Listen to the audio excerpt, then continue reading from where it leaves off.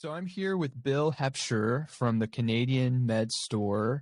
We introduced this company back, I want to say in October, September at our kickoff events here at the brokerage, and wanted to bring it back in to hear more about the company. And a lot of you folks that listen to our podcast may not even know about the Canadian Medstore. So to kick it off, Bill, first of all, what is the story of your company?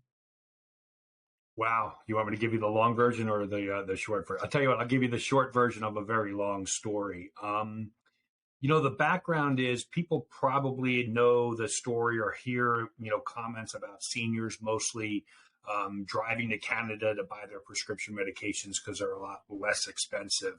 Recently, there's been stories in the news about, caravans of families coming up from Minnesota to Winnipeg, Canada, because the cost of the insulin for the diabetic children is so much less expensive. We always hear stories about, folks that live in Detroit that can drive right over to Windsor, Ontario, or maybe Buffalo, New York can drive right over to Niagara and buy their prescriptions from a licensed pharmacy in Canada for, 80 or 90% less than what they're paying here in the United States.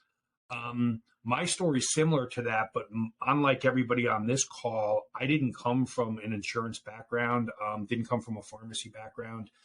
About the only thing I knew about pharmacy or about insurance was that I had an insurance card in my pocket, and literally that's all I knew. But my brother, this is almost 20 years ago, but my brother was 27 years old, diagnosed with non-Hodgkin's lymphoma. Ultimately, went through chemo treatments. Cancer came back, and the doctor decided that a bone marrow transplant was the best bet for him. The problem with that was even almost 20 years ago, the anti-rejection medication that he had to take was going to cost about $500,000. And that was obviously unaffordable. So we were hearing those stories about those folks that lived in Maine or Michigan or Vermont that could drive over to Canada and buy their prescriptions. The difference was I lived in Tampa, Florida. We didn't have that same geographic convenience to just drive over the border. So I created a company because of that experience with my brother. I created a company called the Canadian Medstore, which helped individuals that lived here in Florida source their medications from licensed pharmacies in Canada, just like somebody who lived in Maine or Michigan or Vermont could. But now folks that lived in Texas or Arizona or Florida or South Carolina could do the same thing. So we basically partnered with pharmacies in Canada and helped our clients order prescription medications from licensed pharmacies there. Now, the story gets a little bit more complicated because we started our company in 2003. Gil, and you won't remember this because I'm assuming you were probably still in grade school at the time. But those of us that have been in the Medicare industry for a while or been in this business for a while remember that there was no such thing as Medicare Part D back then. So about a year into our existence, Medicare Part D came about, and the massive growth that we saw early, the thousands of clients we were helping, literally kind of went silent. Or if they didn't go silent, they called us and just said, "Hey, thanks so much for helping us for the last year, but we've got this great thing called Part D, and I'm never going to have to spend more than $25 on my prescriptions." Obviously, that wasn't the case. And about 4 months into the year, not only did the phone start ringing again, but it really started ringing off the hook because folks were hitting this thing called the donut hole for the first time. And what we discovered was that Medicare Part D was really, really helpful to a lot of people.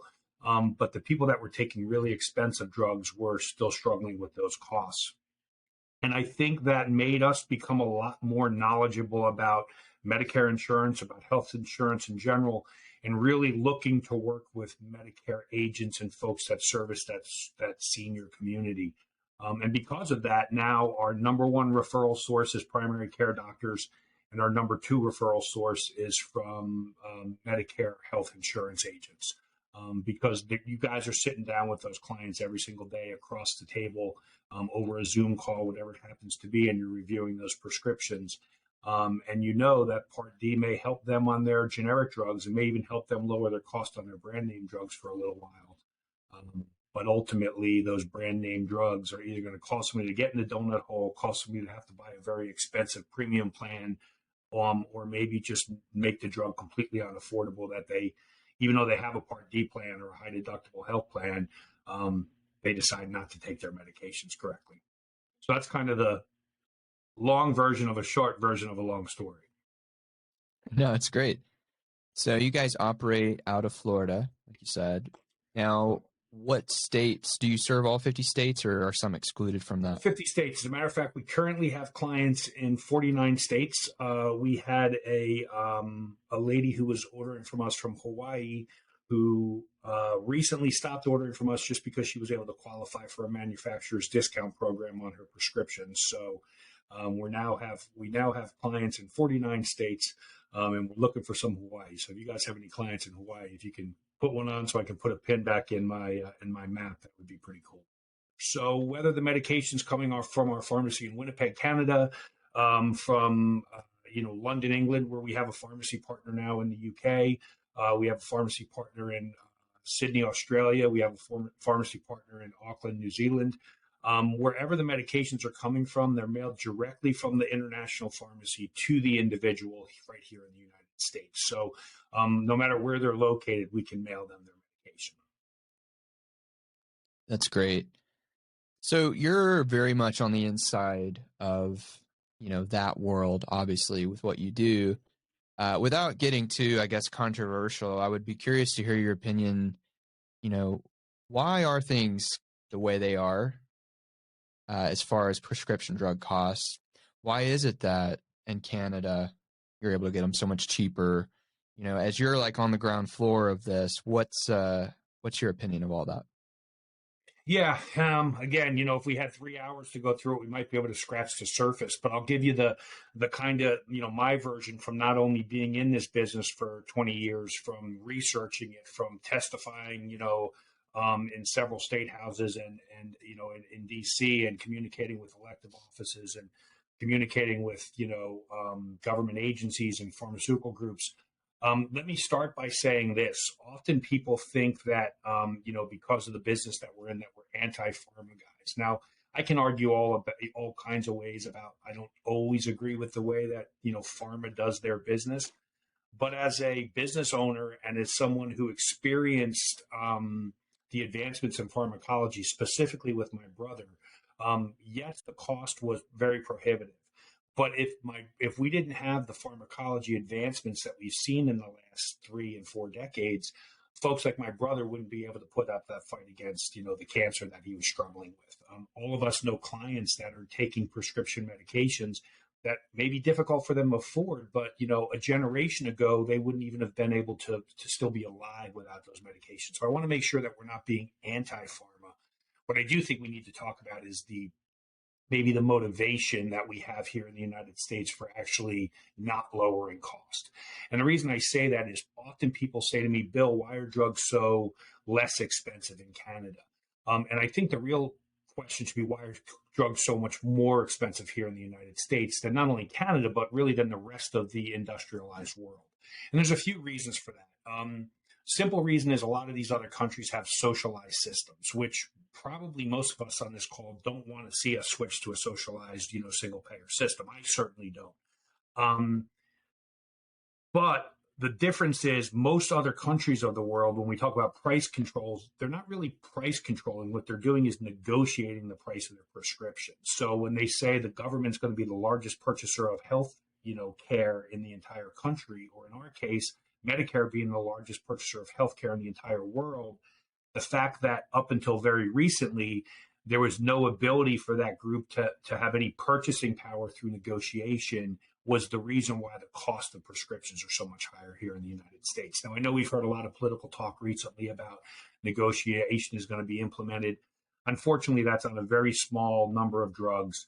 And ultimately, it's not really going to be the drugs that are impacting our clients on a regular basis. It's not going to be the Januvia and the Eliquis and the Advairs that all you guys are hearing from your clients. It's going to be on some of the very, very expensive medications that are probably being paid for by us as taxpayers through, Medicare Part D infusions, or maybe by the commercial insurance side. So the real reason is we don't negotiate drug prices here. The drug companies can charge whatever they want. And if you want to let me make it super simple, is if you look at any type of other Medicare reimbursement, if anyone's ever been involved in the commercial insurance side, you'll know that often you negotiate what the rate of reimbursement is going to be for a certain procedure. So let's just say it's for a knee replacement surgery. What's the reimbursement rate on that? Well, what do we usually base that reimbursement rate on? We base it on a Medicare allowable amount. So we say, well, Medicare is going to reimburse this. So on the commercial side, we're going to reimburse, 2 times that, or percentage over that, whatever it happens to be. Well, the truth is, it's a pretty simple explanation. Up until very, very recently, and really still for the majority of the medications, 99% of the medication, there is no negotiated Medicare rate. There is no set price. There's no benchmark. So basically what that means is the pharmaceutical industry has the ability to charge whatever they want for prescription medications when they hold that patent, which is why you'll see these medications that are hundreds or even thousands of dollars a month. Once they go generic within about a 2-year time period, those drugs become $4 drugs that are available at Walmart, or they're the drugs that are available through Mark Cuban's program, or just the other day, the release of the Amazon stuff. Those are the drugs that are inexpensive. Quite honestly, though, let's face it, those are not the drugs that are getting our clients in jeopardy. It's not the $4 drugs that, somebody is having to split pills or skip medications or decide just simply not to take their drugs anymore. It's the drugs that are costing $100, $200, $500, $5,000 a month that are getting people in trouble. Does that kind of answer your question? Yeah. No, that's a great answer to the question. Because a lot of brokers, they're kind of in this, but they may not really be aware of the causes and what's really going on in the background creates this. 2 observations from what you were just describing. In any economic system, like, there has to be winners and losers. Like, that's just the reality of it. And nobody wants to lose money, right? So you can say, we want to cut the cost of drugs, but then to your point, we also want to continue to advance medicine. We want to continue to invest in research and development. And so there's always going to be this back and forth of like control, but also we've got to continue to grow. And the other confusing part, I think, for brokers is they're kind of stuck in this place sometimes where the pharmacy benefit manager is owned by the very carrier that's selling the Medicare plan. And so they cannot really present options. It's all in one package until a service like yours comes around and gives them kind of a separate outlet. So let's kind of pivot then into the more specifics of what your business does. I know you and I talked several months ago. You were first telling me about what you guys do. A lot of it's bulk ordering, right? It's very concierge between the agent and your team. Just kind of help us understand how that part works better. Yeah. So I think what's most important to understand is that, like I said early in the conversation, we're not replacing a Medicare Part D plan. We're not looking to be the end all be all. Hey, you don't need to sign up for Medicare Part D. Just use Canada as an option. Because the truth is 90% of the medications can actually be purchased locally, whether it's through, Blink Health or through GoodRx, or it's through just going to your local drugstore through Mark Cuban's program or through the Amazon program. There's all kinds of ways to keep your costs of your generic drugs down. Again, it's the brand name drugs. I use the explanation of Eliquis all the time when I talk to Medicare agents, because it seems to be the one drug that if you've been selling Medicare for more than 3 days, you've run across Eliquis on somebody's list. Eliquis is a very commonly prescribed medication. The unfortunate thing with Eliquis is it costs retail is about $550 a month here in the United States. The exact same drug is $71, I think, through our international pharmacy. So what we find often is that when agents are sitting down and talking to a client, they're looking at the list of medications and they're trying to pick the right plan. But like you said, Medicare agents are really, really good at servicing their clients. They're really good at trying to answer questions when it comes to insurance claims. They're really good about maybe helping somebody steer their way through a Part B drug plan, or maybe steer their way through a network of physicians. But when it really comes down to talking about what the drugs are and can we replace them, we certainly don't. Medicare agents doesn't want to get into a situation where they're trying to give somebody medical advice. So they put those drugs into the system and they rely on whatever system they're using to kick out what plan is going to be best for the client. Well, often, maybe the plan is to buy that one drug outside of the plan. Don't replace the plan. Just say, hey, listen, we're taking all these drugs, but 5 of them are generics and only one of them is that brand name Eliquis. We don't have to buy the $80 a month premium plan anymore because we know we can get the Eliquis from Canada for $70. The other thing is if we buy it from Canada, it's not going through our drug plan. So it's not going to apply to the out of pocket. It's not going to apply to the donut hole. All those benefits come. And maybe because we don't have to buy that $80 plan now, we can buy that $20 plan or $14 plan that covers all your generics anyway. And we know we're going to be able to get the Eliquis from Canada. So that's one of the solutions that we're seeing Medicare agents are working with a lot lately.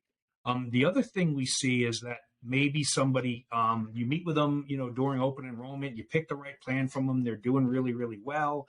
March or May comes around, they go into the hospital and the doctor prescribes them a drug like Eliquis or Advair or Januvia or whatever it happens to be. And they call you back and they say, Gillen, hey, this plan you sold me really, really stinks. It was great until May because all my generic drugs were covered at zero copayment.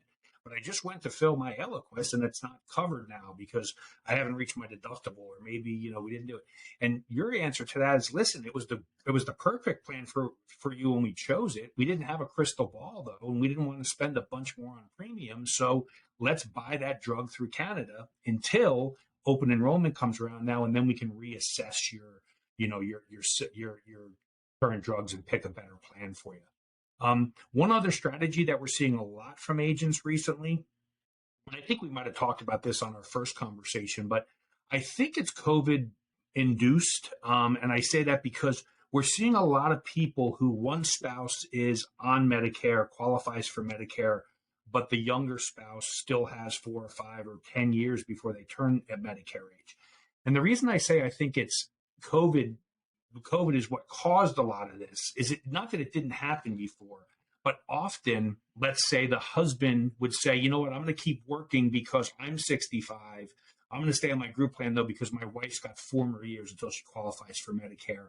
So I'm going to keep working just so I can keep that health coverage. Well, because of COVID, a lot of people were forced to leave the workforce. Therefore, they lost their group coverage. Now the husband or wife, doesn't matter, is 65 already, they qualify for Medicare, but that spouse no longer does. And maybe now they're forced to go on to a ACA high deductible health plan. Well, as we know, if they're taking an expensive drug, that ACA high deductible, they're going to have to pay the full price of that drug until they hit that $5,000 deductible or whatever it is. So we're often seeing Medicare agents being able to help the spouse of the 65-year-old. And maybe they're not selling them any plan right now, but they're able to do that. And you and I both know if you service that client now, in 3 or 4 or 5 years from now, when they turn 65, who they're calling to enroll for their Medicare plan, the person that helped them out. And you better believe for the next 4 years, as all their friends in their social network are turning 65, they're going to say, hey, I got somebody that you need to talk to. This guy helped me out. And that's what we hear from most of our the agents that, even though we pay a little bit of a comp on referrals, everybody who's very, very successful with utilizing our program talks about the feeling good because you're helping the client, and really the amount of referrals that they get because they were the ones that were able to fix that drug cost solution that nobody else could. Whether the agent that's walking in front of you or the guy who's coming in behind you trying to steal your clients, if you're doing something that they aren't doing and can't do and are actually putting that little bit of extra time in making the introduction, I think everybody on this call knows that those are the folks that are never going to leave you as a client, and they're going to become huge referral sources. Yeah, I think the joke we made last time was like, you basically get to be a drug dealer, but legally. And Right. you're the guy. I know a guy. I can hook you up, right? Because people, we talk about referral marketing all the time, but one of the main reasons people refer is because it actually makes them look cool or makes them look good because they are hooking their friends up. And so this is a really cool way to do that. We used to have a joke in our office because until the last couple of years, when the ED drugs, the drugs that you see advertised all the time, with with the bathtubs next to each other, we all know what they are, and the little blue pill. it was almost like, oh, you didn't have that discussion. And then when it became so mainstream, we used to joke that we would get at least a call a day from somebody who would say, hey, I was just playing golf with my buddy and he told me how he's, and like it was by saying, hey, I got a guy, you got to call the guy. That was the way it went. And interestingly, then that was often a lead into somebody saying, hey, I'm also taking these other expensive drugs. Can you help me with that? Or, hey, my brother who lives the town over from me is taking this expensive drug. And I know that it's the same thing within the Medicare agent. If you become the guy in that social network, they're gonna tell every single one of their friends about the guy who helped them with that. And I think what's interesting too is, again, if you're selling Part D, if you're helping somebody pick an Advantage plan or a supplemental plan, we all know that there's not some special plan that's created just for that agent. Everyone's selling the same plans. What's going to differentiate you is the service and what else you can do. And I can tell you, if you can solve the cost of their prescription drugs by saving them $2,000 or $3,000 a year on that drug, that's a huge amount of extra money to somebody who's living on a fixed income. It's huge. So, for all these reasons alone, it's a no-brainer, in my opinion, if you're out there trying to grow your business, to be able to offer this. Because what's going on right now? We don't even have to talk about it. Inflation obviously is a real impact to your clients. The impending recession and all the worries about that are really impacting your clients. You could go on and on and on about all the reasons. The point is, right now is the time people are trying to save money. And so if you're out there in the field trying to differentiate yourself, as Bill was just saying, what better way than to say, hey, Sally, my client, looks like you're paying, you said like for Eliquis, $550, what if we got you that drug from Canada, saved you however many thousands of dollars? What do you think about that? Sure, sounds good. And then to his point, you don't think she's going to turn around to every single one of her friends that's also taking that drug and tell them what you did? Of course she is. Of course she is. So let me say one other thing about that too, and this is just because this is the feedback we're hearing from more groups, especially like the brokerage, who are helping agents not only try to build their business, but also what else can you cross sell? What else are you talking about? Now, listen, I don't come from the insurance world, like I said. I don't know the products that you sell. I'm really, really good at lowering cost of prescriptions. But I do hear a lot about people saying, final expense and these different type of things. But often you run into that person that goes, you know what? I really think I need something, but I don't have an extra $100 a month, or I don't have an extra, $200 a month to pay for that. What we're starting to hear a lot of agents are doing is they feel really, really good about this because the person, the client who they were talking to, who really wanted to leave some type of a legacy, which is some type of a final expense, something like that, but felt like they couldn't afford it. Well, now when they just save themselves $1,000, $2,000, $3,000 a year, there's a way for them to now pay for that plan that they wanted. Maybe it's not going out to dinner or going on a cruise this year. It's actually just buying that final expense policy that they want to feel like they're leaving a legacy to their family. I don't know how the commission structure works, but from what I've been told by agents, selling that type of a thing now, it's a whole heck of a lot more than selling the $50, Part D plan that you were able to be comped on. So that helps you. And maybe it's not selling a plan. Maybe it's just that the client you're talking to says, you know what, we get to go out to dinner, an extra time a month now because of the money we're saving, whatever it happens to be. But I know if you're trying to build your business and it gives you an opportunity to sell a product that you didn't have access to before because the funds weren't there, it's another way to look at, saving that money is also helping you increase your business. So. That's right. This is not the kind of product that you're going to try to sell to make millions of dollars, but the value it brings to your clientele in return could still end up helping you make a lot more.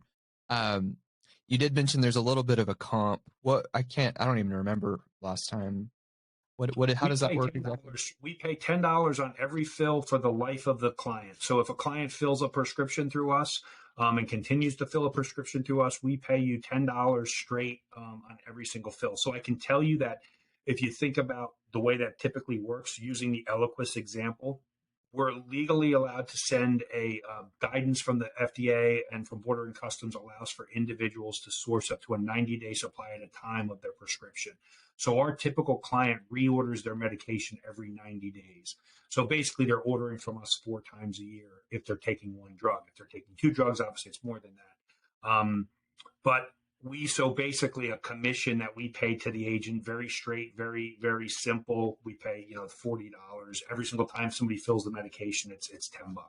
I can promise you that no one has ever gotten rich off of referring to our program. But I will tell you that there's several agents that we're sending, several $1,000s out on a monthly basis now because they've been filling that trough, for the longest time. The one thing with us is we always say we don't lose clients unless, unfortunately, they pass away. Their drug goes generic, or somehow they're miraculously cured from their illness, which has never happened. The other two do happen every once in a while. But the folks that are ordering drugs from us aren't ordering like an antibiotic that they need for 14 days and then never need it again.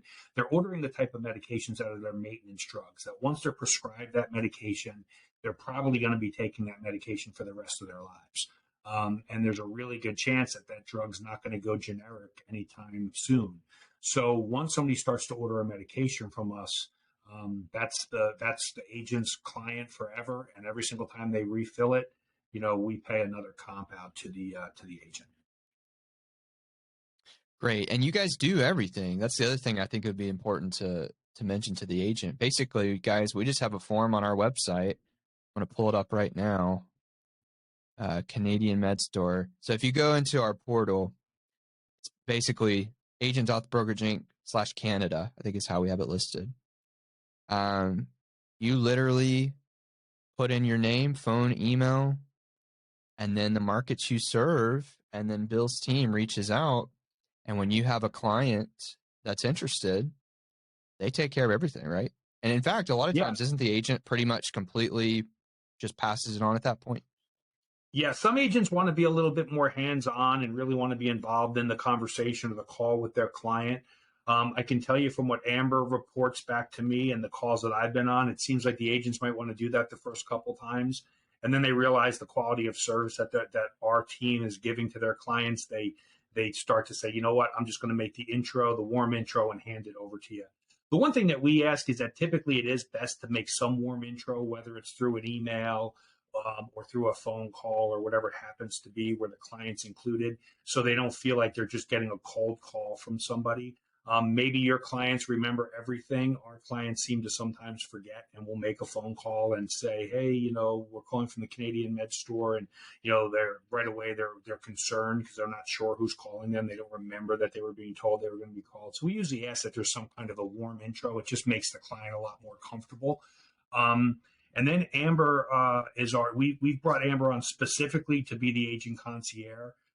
So that means that when she talks to you, when she talks to your clients, she's going to be the person that you're going to refer them to. You're not just sending them to some website somewhere. We have a lot of people say to us, well, I wish we could just look up the drugs or just order them online from an agent perspective.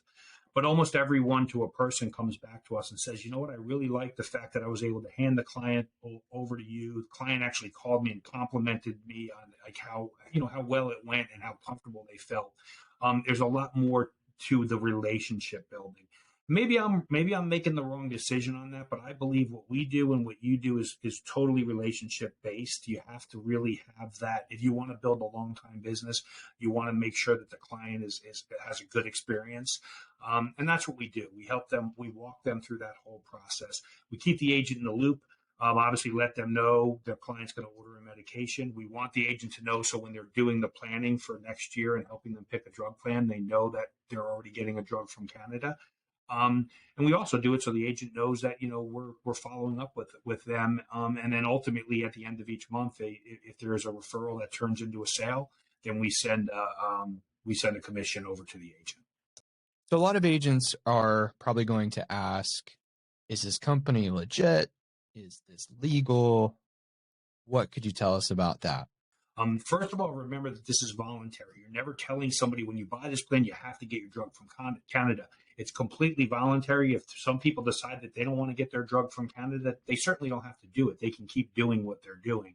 We're only offering the service because folks, like we said, in Maine and Michigan and Vermont, it's very, very clear guidance from Border and Customs is that individuals can, purchase up to a 90-day supply of medication for personal use. So we work within that personal use category. We don't ship any medications that are controlled. So if anyone's taking any opioid, any type of sleep aid, any type of testosterone or something, we won't ship those from our international pharmacy.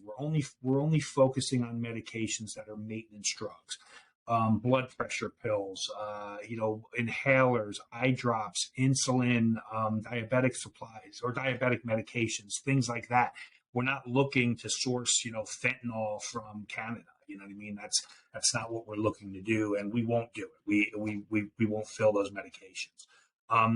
And finally, I just think it's just has to be understood, and we can send over the legal guidance. It's in all of our marketing materials. But just understand, if you're asked that question, I'm happy to address it in more depth. But an individual is allowed to order up to a 90-day supply of medication for personal use.